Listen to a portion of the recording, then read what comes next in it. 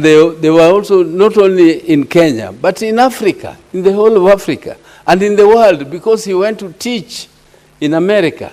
He was teaching Americans. He was not teaching Kenyans there in America. This was a great professor of the world.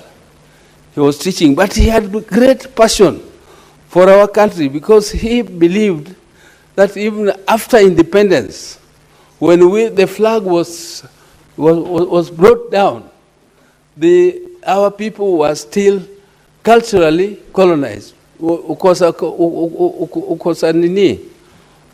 culture, when you misuse your culture, you also become like a slave.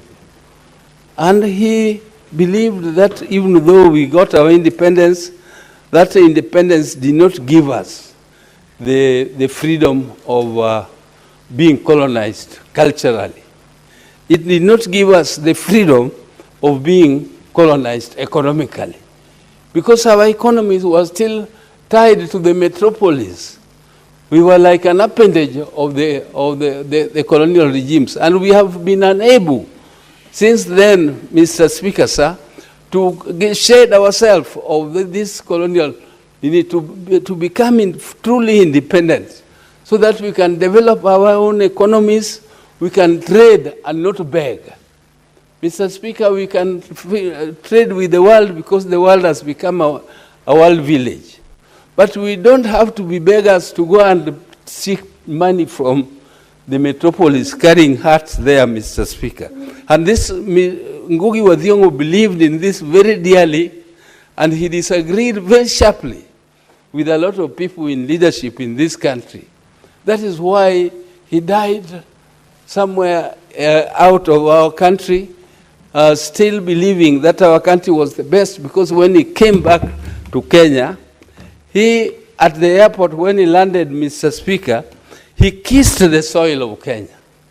He kissed the soil of Kenya, Mr. Speaker, because he believed that Kenya is the best as far as he was concerned. He loved this country so deeply, Mr. Speaker.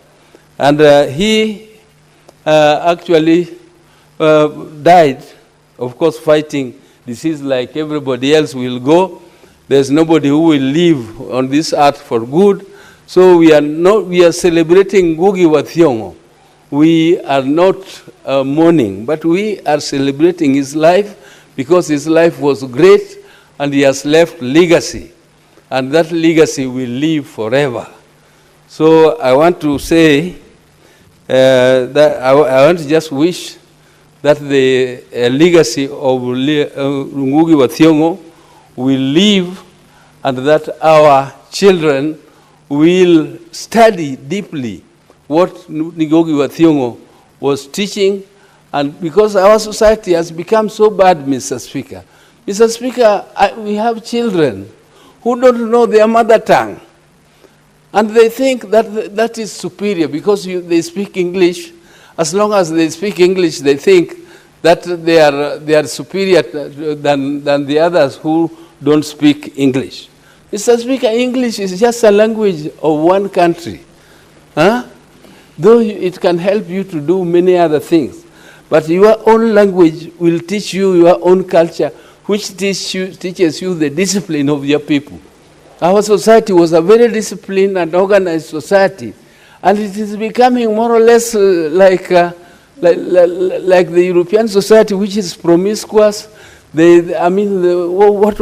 they do really, there are things which are even unnatural, like a man and a woman and a woman. What is this, Mr. Speaker? This is completely un-African, and African have their own cultures. Mr. Speaker, this was not a session for me to give a lecture on this, but I just want to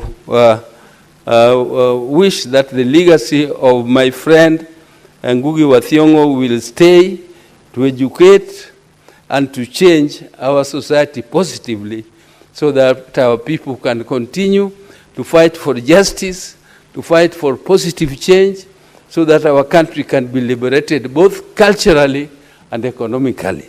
Mr. Speaker, let the soul of Ngugi wa Thiong'o rest in eternal peace. Thank you, Mr. Speaker. Thank you, Senator. Senator Beatrice Ogola.